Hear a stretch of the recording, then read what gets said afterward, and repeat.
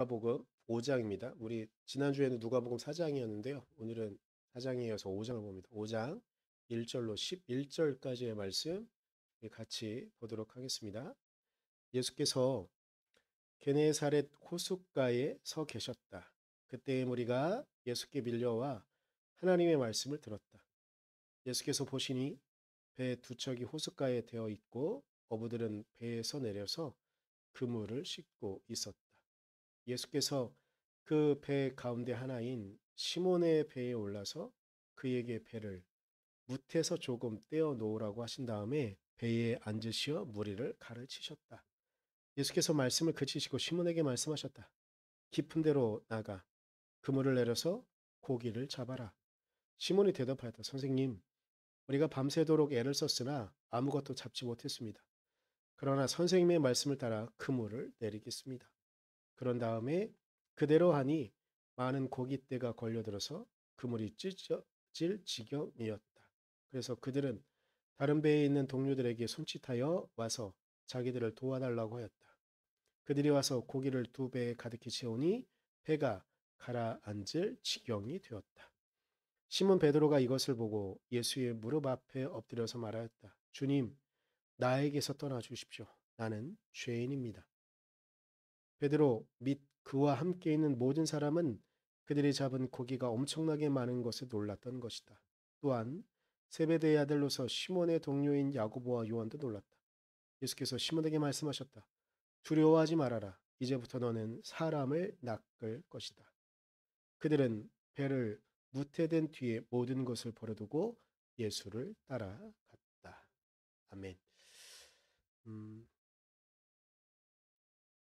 우리 예수 찾기를 하는 가운데 오늘 딱 열 번째예요. 아, 열 번째고요.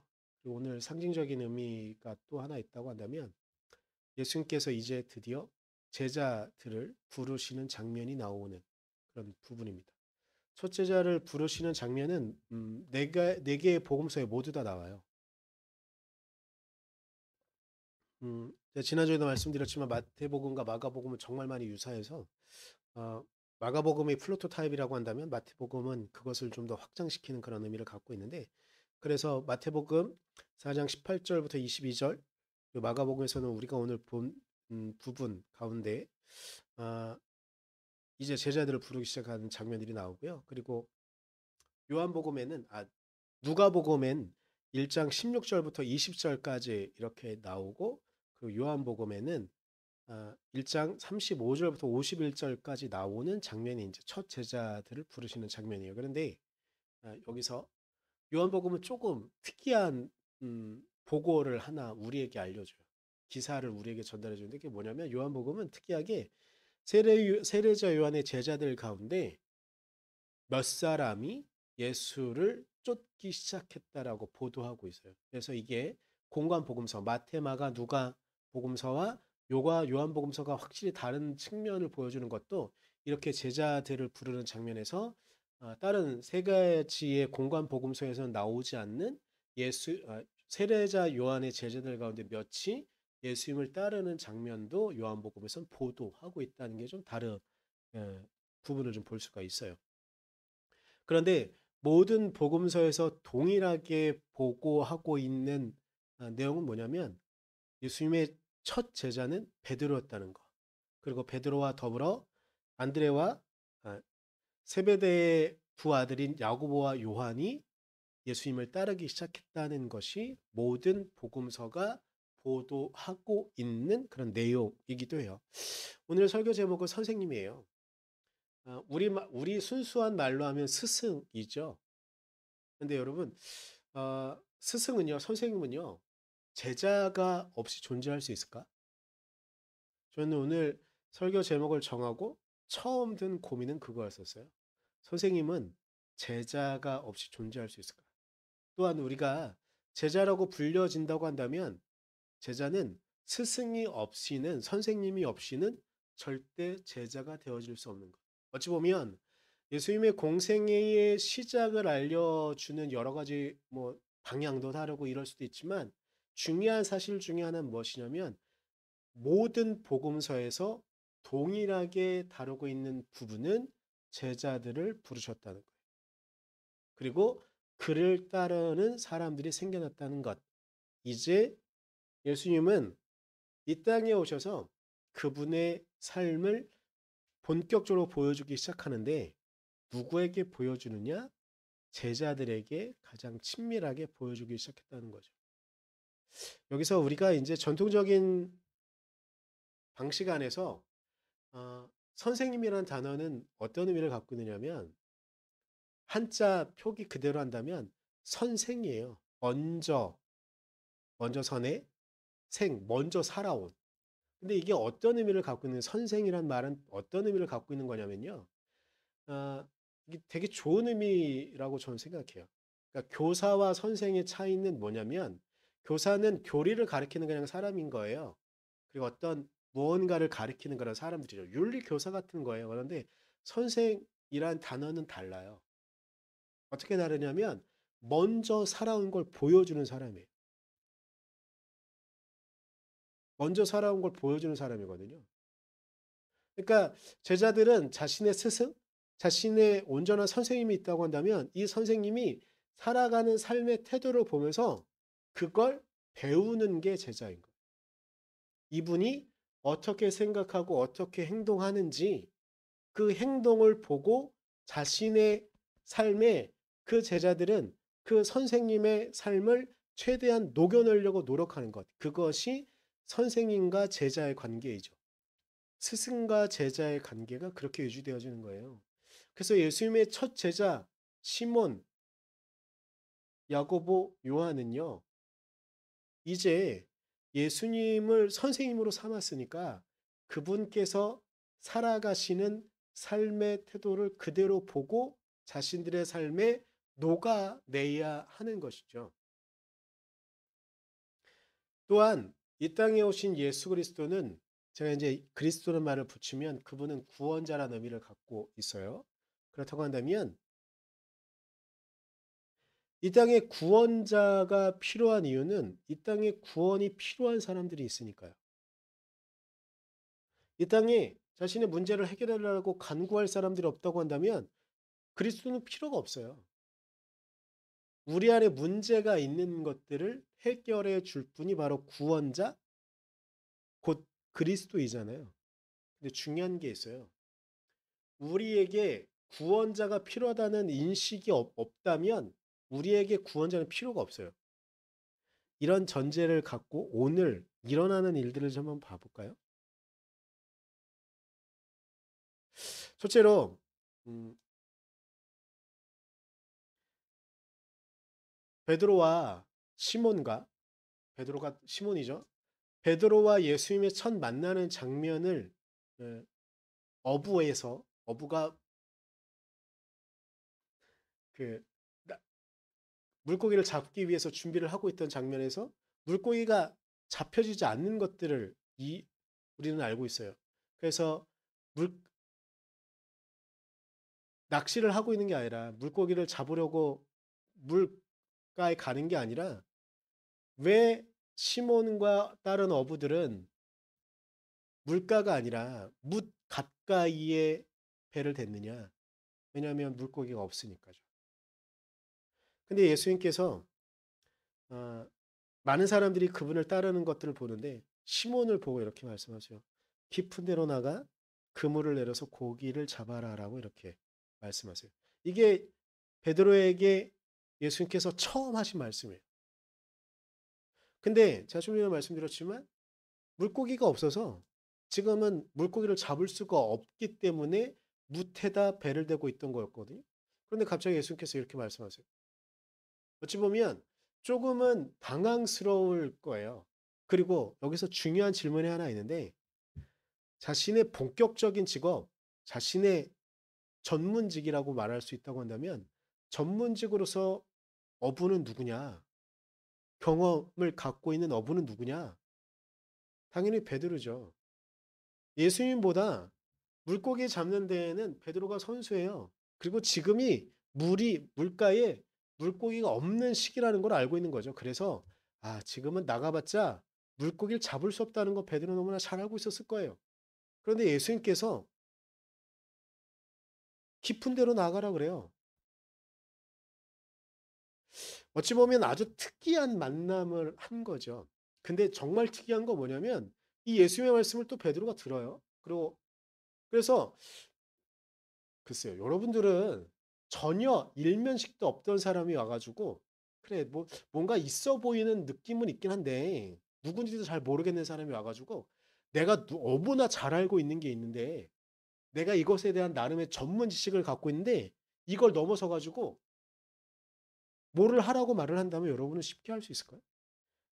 여기서 베드로는 좀 우리와 다른 대단한 모습을 보여주기도 하는 건데 이때 베드로는 아마 의심했을 거예요. 그리고 '이 사람이 뭔데 이런 말을 하지?'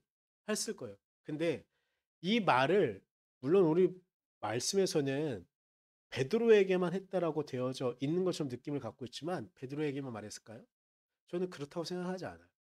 아마 정말 그 무태 배를 대고 있던 수없이 많은 어부들에게 말했을 거예요. 그런데 유독히 베드로는 그 선생님의 말을 듣고 갑니다. 특이한 거예요. 근데 놀라운 일이 일어나요. 잘 알고 있는 것처럼 도저히 자신들의 배에 다 실을 수 없을 정도의 물고기를 낚게 돼요. 정말 말도 안 되는 거죠. 이 일을 경험한 이후에 베드로가 하는 말이 있어요. 8절인데요. 시몬 베드로가 이것을 보고 예수의 무릎 앞에 엎드려서 말하였다. 이 부분을 같이 봤으면 좋겠는데 뭐냐면 주님, 나에게서 떠나 주십시오. 나는 죄인입니다. 베드로는 놀라운 일을 경험하게 돼요. 자신의 경험치를 넘어서는 자신의 경험으로는 도저히 일어날 수 없는 그 일이 일어나는 걸 알게 돼요. 그런데 그때 베드로가 어떤 걸 자각하냐면 이 자신에게 이것을 명령한 선생님이 여간한 분이 아니구나. 보통 우리와 같은 사람은 아니구나. 근데 이 분을 내가 감당할 수 있을까? 근데 제가 요한복음 1장을 설교할 때 정말 많이 하는 말인데 이 땅에 예수 그리스도께서 빛으로 오셨는데 사람들이 그 빛을 거부하는 보도가 요한복음 1장에 나오는 이야기잖아요. 그런데 베드로도 똑같은 반응을 하는 거죠. 내가 도저히 당신을 감당할 수 없겠습니다. 나는 죄인이어서 요한복음 1장의 보도랑 똑같은 거죠. 당신이 빛을 나에게 비추고 나의 실체를 드러낼 것 같은데 나는 나의 실체를 감당할 수도 없고 나는 죄인이어서 당신과 가까이 있으면 내가 죽을 것 같으니 나를 떠나 주십시오라고 베드로는 이야기합니다. 이 땅에 우리의 문제가 있다라는 것들을 인정해야지만 구원자는 우리에게 그분의 능력을 행할 수 있어요. 그런 측면에서 베드로의 이 고백은 놀라운 고백일 수밖에 없습니다. 자신이 죄인임을 고백합니다. 첫 제자를 만나고 그 첫 제자가 예수님을 만나는 과정 가운데 고백하는 이야기가 뭐냐면 나는 죄인입니다라는 거예요. 우리가 선생님의 뒤를 제대로 못 따라가는 이유는 뭐냐면요. 나는 나 나름으로 무언가를 하고 있습니다라고 생각하기 때문이에요.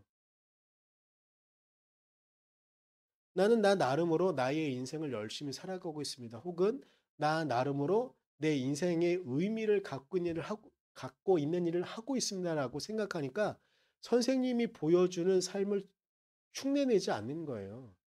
저 방식은 요즘 유행하는 말로 하면 "너무 고리타분한 어른이 나 때는 말이야." 라고 말하는 것 같습니다.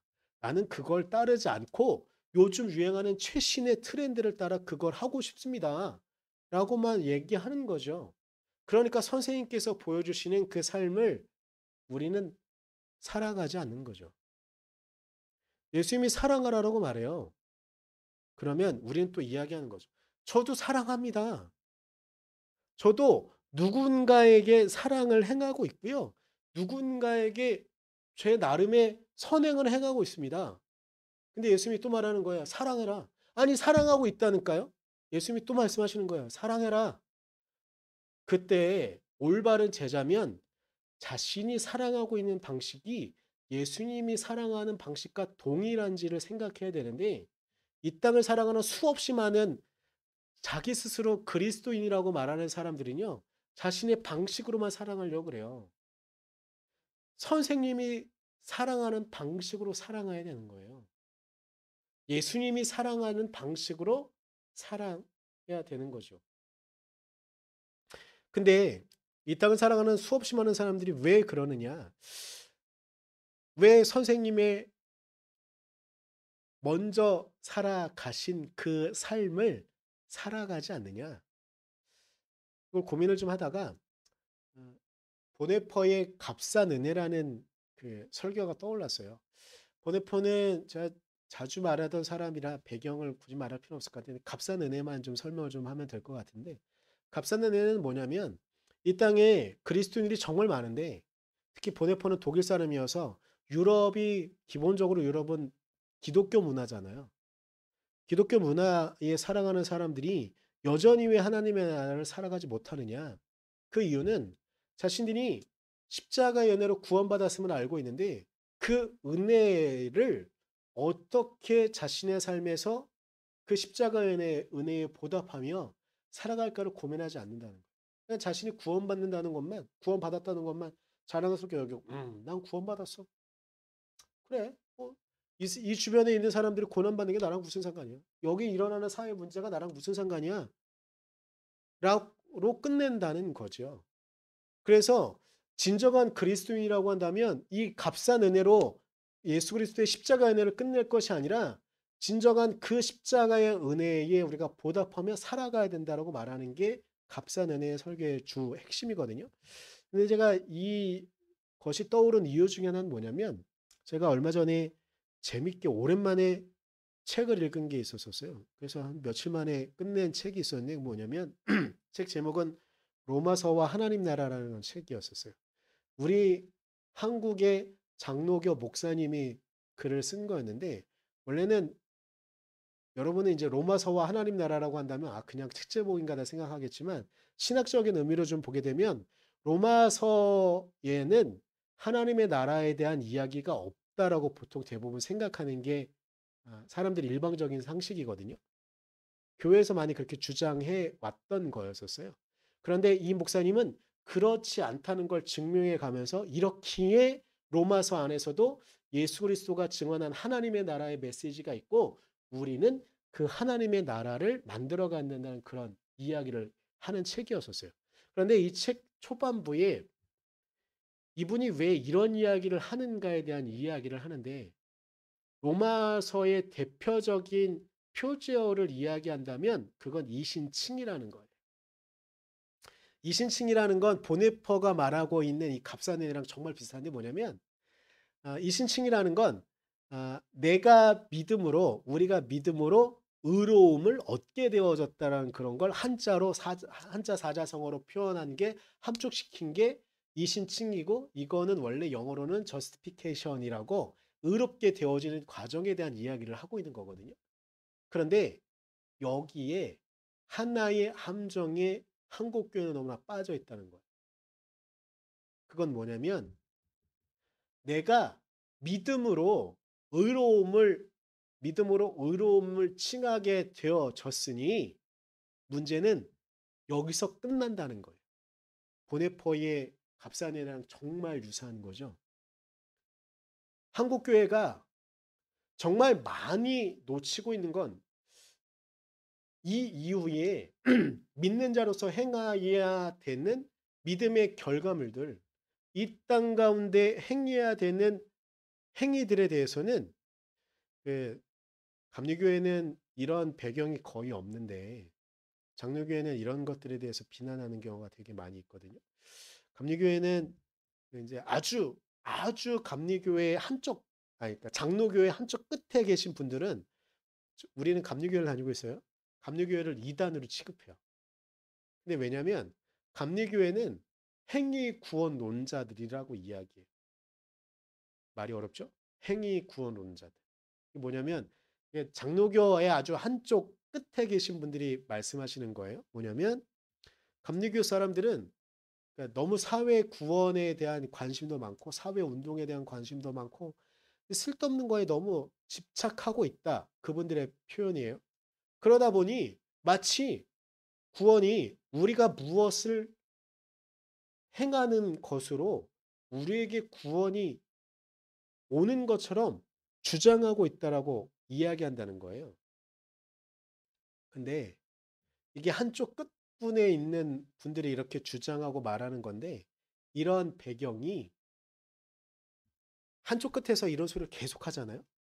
그러면 그런 거에 동의하지 않는 사람들도 아, 이런 사고방식이 있어. 이렇게 이제 이야기가 퍼지게 되는 거예요. 그래서 감리교가 만약에 여기 끝에 있다고 한다면 장로교에서 이제 감리교를 행위 구원으로 말하는 사람들이 자꾸 말을 하다 보면 이 중간에 있는 사람들도 아, 행위 구원이라는 건 나쁜 거구나. 이렇게 생각하게 되어져요. 원래 그게 사람들이 끊임없이 말하고 말이 퍼지는 것들이 이런 문제가 되어지는 거거든요. 근데 여기서 문제가 생기는 거예요. 그러면 이 신칭의 이후에 칼뱅은 성화론을 이야기해요. 그리고 요한 웨슬레가 정말 주장하는 건 이 성화의 과정을 우리가 밟아가야 된다고 말하는 거거든요. 근데 이 성화의 과정은 뭐냐면 우리가 믿는 보네퍼의 주장이 어찌 보면 여기서 나왔다고도 말할 수 있는 건데 뭐냐면 우리가 구원을 받았다고 한다면 이 땅에서 그 구원받은 일에 대해서 하나하나씩 이 땅을 고쳐나가고 이 땅 가운데 그리스도의 복음을 증거하고 예수 그리스도의 십자가가 의미 없이 행한 일이 아님을 우리가 이 땅에서 만들어 가야 된다고 이야기하는 거예요. 그런데 한쪽 측면에서 저쪽 끝단에 있는 사람들이 행위 구원론자들이야 이렇게 이야기하다 보니까 자꾸만 우리가 믿음으로 구원 얻은 것 거기서 끝이지 라고 생각하게 된다는 거죠. 그러다 보니까 한국 교회가 점점 이 사회에서 해야 되는 일들은 잊어버리고 근데 이 사회에서 해야 되는 일이 중요한 게 있는데 뭐냐면 특히 복음서에는 정말 끊임없이 예수님의 입을 통해서 그리고 예수님께서 하신 일들을 통해서 드러내고 있는 게 뭐냐면 우리는 이 땅 가운데 하나님의 나라를 살아가야 된다는 게 예수님의 가장 중요한 복음서에 있는 핵심 메시지거든요. 그러면 여기서 문제가 생기는 거예요. 한국 교회가 특히 장로교회 한쪽 극단에 있는 분들이 너무 이런 이야기들을 하다 보니까 중간 부분에 있는 분들, 그냥 일반적으로 어떤 학설이나 중요한 게 아니라 우리의 일상을 살아가야 되는 사람들은 아, 행위 구원은 나쁜 거구나. 행위로 무엇인가를 만들려고 하는 사람들은 잘못된 것이구나라는 오해를 하게 된다는 거죠. 그러다 보니까 근데 이 부분은 이제 장로교회나 감리교회나 다 상관없이 거의 모든 한국교회, 개신교회가 겪게 되는 문제가 뭐냐면 아, 이신칭의로 자신의 구원이 끝났다고 생각하는 거예요. 그래서 그 이후에 내가 의롭게 되어졌으면 의로운 자로서 이 땅에서 해야 되는 것들이 있는데 그것은 무시하고 그것들은 생각하지 않게 된다는 거죠.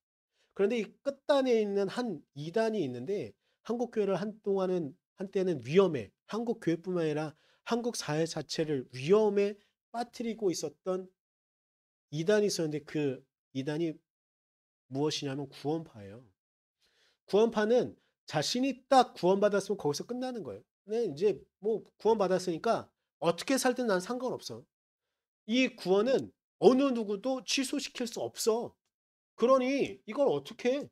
나는 구원받았으니까 내 맘대로 살 거야. 이 정도로 생각하는 게 전형적인 구원파의 한 핵심이거든요.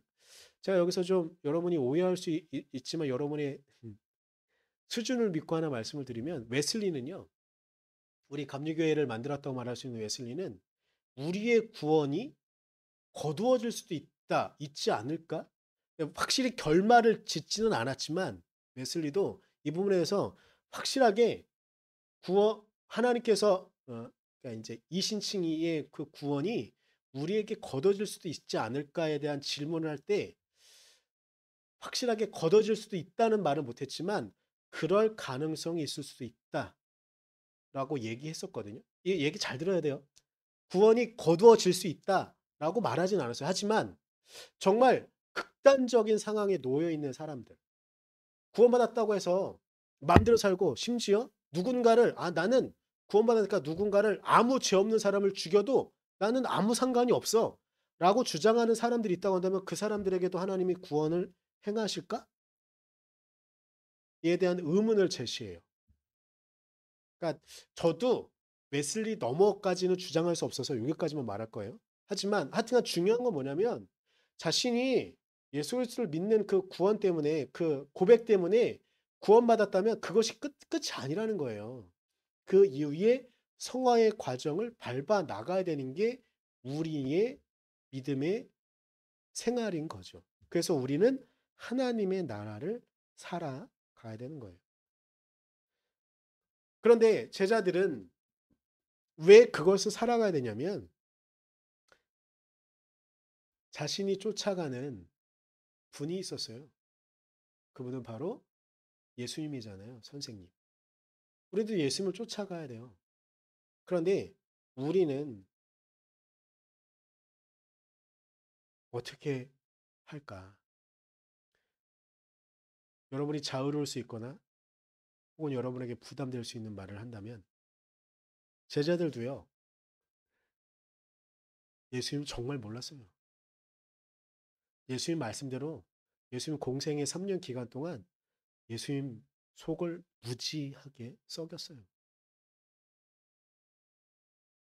예수님이 이렇게 말씀하시는데 이렇게 하지 않고 저렇게 정말 많이 했어요. 예수님이 이렇게 그분께서 어떤 설교를 하시고 말씀을 하셨는데 제자들이 그 말씀 못 알아듣고 심지어 예수님 주변에 어린아이들이 막 오는데 너넨 안 돼! 막 내쫓기도 하고 그러니까 예수님께서 화를 내시면서 아니다 천국은 이런 어린아이들 것이다. 왜 그렇게 말씀하셨겠어요? 예수님을 오해해가지고 이 어린아이들이 오는 것을 예수님의 말씀도 제대로 못 알아들을 이런 아이들이 뭐하러 와 하면서 막 못 오게 막았더니 예수님께서 오히려 화를 내셨어요. 왜 화내셨겠어요? 예수님이 하나님의 뜻을 온전히 증거하고 예수님의 사랑을 온전히 보여주셨음에도 불구하고 제자들은 예수님을 제대로 이해하지 못했고 선생님을 제대로 받아들이지 못해서 자신들의 삶에서 예수님을 살아내지 못하니까 예수님을 끊임없이 오해한 거죠. 이게 여러분을 자유롭게 할지 잘 모르겠어요. 그런데 예수님이 정말 위대한 건 저도 예수님을 따라간다고 말하고 싶고 예수님을 따라가고 싶은데 정말 그분의 발 뒤꿈치에도 못 나다라는 건 뭐냐면 아, 예수님은 자신이 십자가에 달리기까지 제자들을 참아주셨다는 거예요. 저는 정말 못 참겠거든요. 제가 사실은 지난주에 고민이 정말 많았어요. 주 초에 그리고 주중에 수요일 전까지는 고민이 정말 많았어요. 근데 어떤 고민이었냐면 여러분 좀 그냥 이건 걸러서 들으셨으면 좋겠는데 걸러서 들으시거나 그냥 여러분 마음대로 들으세요. 사실은 지난주 예배드리고 주초에 이런저런 생각들을 좀 하다가 목회를 그만둬야 되나? 교회를 그만해야 되나? 사실은 이 정도까지 생각이 좀 들었었어요. 왜냐면 옛날에 제가 지금은 좋아하지 않지만 옛날에는 한참 저 사람은 정말 뛰어난 설교자고 목회자구나 싶었던 사람이 있었는데 전병국 목사라는 사람이 있었는데 전병국 목사가 어느 날 이제 젊은이 캠프에 가지고 설교를 한번 한 적이 있는데 저는 되게 감명 깊었거든요. 근데 이 양반이 무슨 말을 했냐면 처음에 목회를 시작하는데 목회가 너무 안 된다는 거예요. 처음에는 교인들을 탓해서 저 사람들 내가 이렇게 열심히 하는데 막 하다가 말을 안 듣네.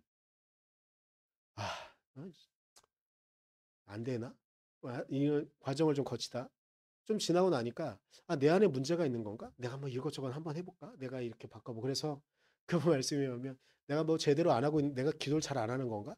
그래서 교회에 단위에 이불을 깔고 새벽 예배 매일 지키고 심지어는 철야 예배도 혼자 철야 기도도 하고 막 이러면서 내 안에 문제가 있나 이렇게 생각했대요. 좀 더 지나서는 아니 나는 아무리 해도 다 했는데 이 사람들이 계속 문제인가? 근데 저는 얼마 전까지의 과정은 내가 문제가 있는 거지. 계속 그랬었어요. 근데 계속 하다 보니까 여러분들이 막 미운 거예요. 왜 이렇게 내가 막 열심히 이렇게 하고 막 하는데 왜 계속 말을 안 들을까? 왜 계속. 네, 제가 이야기 얼마 전에도 했었어요. 사실은 그 동기들이랑 만나서 이야기하다가 나는 우리 교인들이 내 말을 정말 잘 안 듣고 이해를 못 하는데 어떻게 해야 되지? 막 이런 얘기 했다고. 저희 동기 하나가 형 원래 교인들은 얘기를 못 들어. 이런 얘기 했다고 말씀을 드렸던 적이 있었는데 하여튼 그런 고민을 계속하고 있던 중에 지난주 주 초에는 나는 계속 이런 식으로 할 거면 서로를 괴롭히는 게 아닐까라는 생각이 들기도 하고. 그래서 한번 다른 교회 와서 예배 드려보시고 거기가 좋으면 거기서 예배 드리시고 안 오셔도 된다고 이렇게 말을 할까? 이런 생각도 들었었어요. 그런데 그런 저에게 걸리는 게 있었어요. 예수님이 너무 걸려요. 예수님은 너무 너무 너무 너무 제자들을 기다려요. 저는 도저히 못 기다리겠는데. 네, 그러다 주중에 제가 요거 영상을 틀 건데 프로그램도 잘 모르겠어요. 무슨 싱포 골든지 뭔지 하여튼 SBS에서 하는 유튜브 알고리즘에 걸려서 이렇게 나온 노래가 하나 있었는데 노래는 러브 포엠이라는 노래예요. 아이유의 노래거든요. 그런데 합창단이 이걸 하더라고요. 가사를 먼저 좀 일부분 중에 제가 이 노래는 원래 예전에 다른 사람들도 되게 많이 이제 리메이크를 하거나 이제 커버를 많이 해서 많이 들어본 부분인데 전 이 가사 들을 때마다 이렇게 뭔가 울컥하는 게 예수님이 하시는 말씀 같아서 울컥하는 부분인데 뭐냐면 아빌데어 홀로 걷는 너희의 뒤에라는 가사가 있어요. 이게 뭐냐? 아빌데어는 나는 계속 여기에 있을 거야라는 뜻이잖아요. 너희 뒤에서 항상 있을 거야. Singing till the end. 그치지 않을 이 노래. 계속 끊임없이 이 노래를 하겠다는 거예요. 아주 잠시만 귀 기울여봐. 유난히 긴 밤을 걷는 널 위해 부를게. 이게 예수님께서 말씀하시는 것처럼 들렸어요. 한번 같이 들어볼게요. 일부러 작은 화면으로 좀 해놨어요. 그를 위해 누군가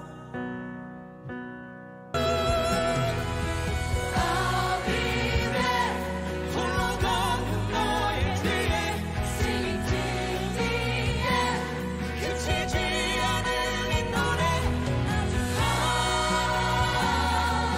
쉬어봐 소리 내 부른 마음을 잊은 널 위해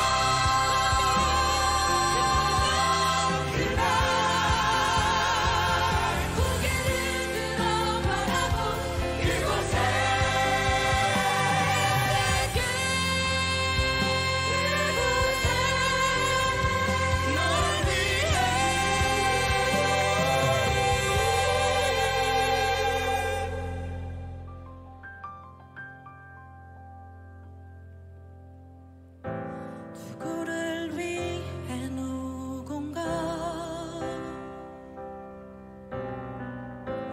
기도하고 있나 봐.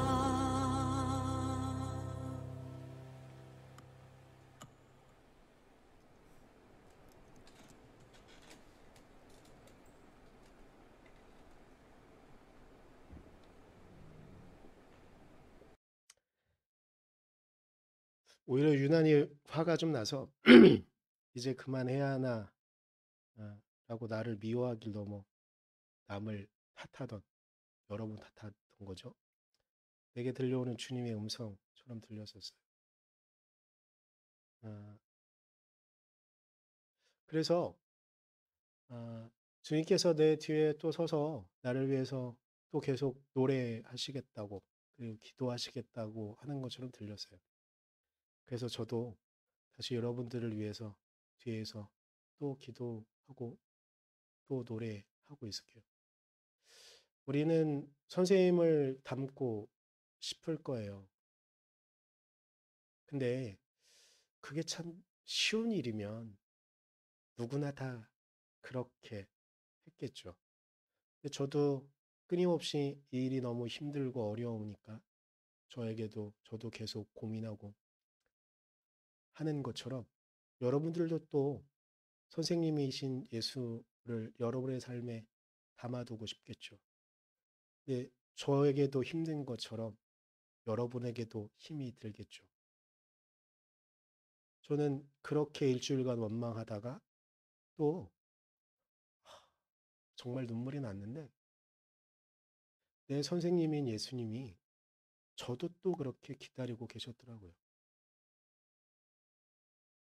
여러분의 삶에 정말 많은 아픔, 때론 눈물도 있겠죠. 해결되어지지 않는 것들도 있을 거고 관계의 문제도 그렇고 있겠죠. 근데 저와 여러분을 위해서 예수님께서 아벨되어 하신대요. 눈물 나지 않나요? 계속 그곳에서 서 계시면서 우리를 위해서 기도하시고 우리를 위해 서 계시겠다고 하시는 것처럼 들렸어요.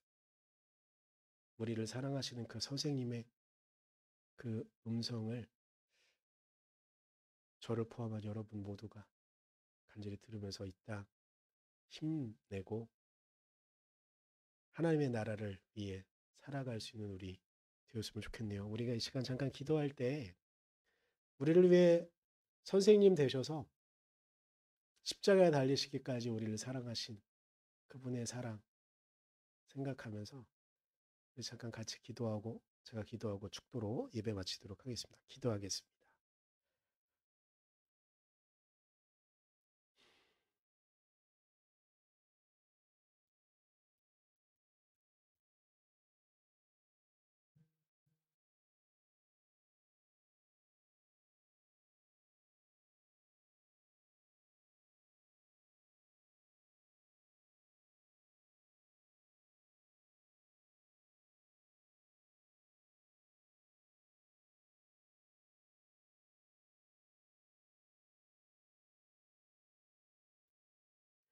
연하에 기도합니다. 주님, 우리의 선생님 되신 예수님, 우리에게 오롯이 당신의 삶을 보여주시는 예수님. 그런데 우리는 그 예수님을 닮아내기보다는 이런저런 변명으로 당신께서 보여주시지 않은 다른 것들을 쫓아가는 우리의 모습. 당신을 온전히 따라가지 못하는 우리의 모습에 실망하여 우리 스스로 이런저런 헛된 생각들을 하고 당신이 거기에 없는 것처럼 생각하고 있을 그때에 마빌되어 여전히 거기에 계신 주님. 우리가 우리를 위해 여전히 우리를 인내하며 기다려주고 계시는 당신을 향해 우리를 여전히 지지해 주시는 당신을 우리의 마음에 두고 이 땅을 살아갈 수 있도록 우리를 지키시고 우리를 이끌어 주시옵소서. 지금은